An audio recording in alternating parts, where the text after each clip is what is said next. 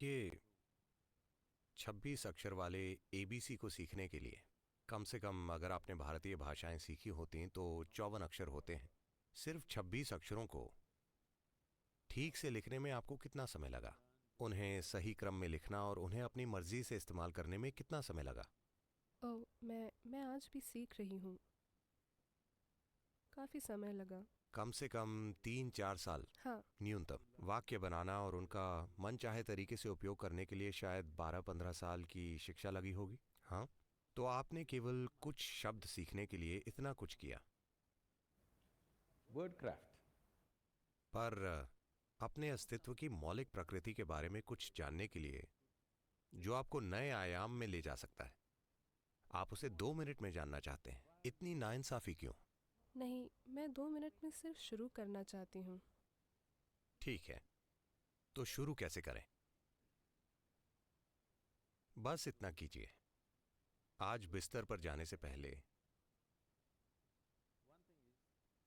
हर घंटे खुद को याद दिलाइए, अभी 8 बजने वाले हैं। It's going to be 8 o'clock. 8 o'clock, remind yourself, wow, I'm still alive. 8 बजे खुद को याद दिलाइए, वाह, मैं अब भी जीवित हूं। नहीं, हंसिए मत। आज रात सोने वाले कई लोग कल सुबह नहीं उठेंगे। धरती पर 10 लाख से ज्यादा लोग कल सुबह नहीं उठेंगे। कल सुबह मान लीजिए आप जाग गए।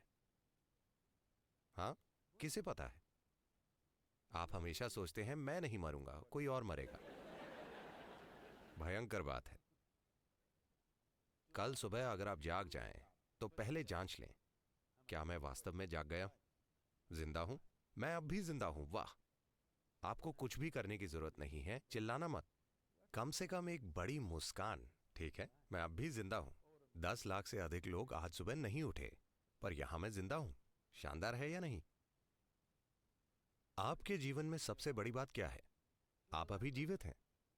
तो आप कल सुबह जिंदा रहें तो बस एक मुस्कान, वाह। फिर शायद आपके जीवन में 2-3-4 लोग हैं जो आपके लिए बहुत मायने रखते हैं। बस उनकी जांच करें। वो और वो और वो और वो जीवित हैं।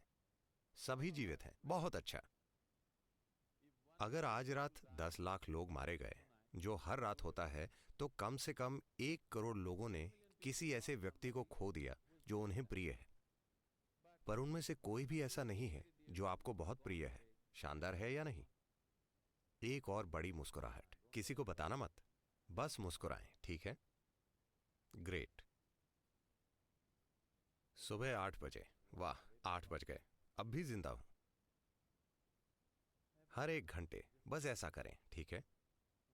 हर एक घंटे बस खुद को याद दिलाएं, चेक करें। कृपया इसे समझें।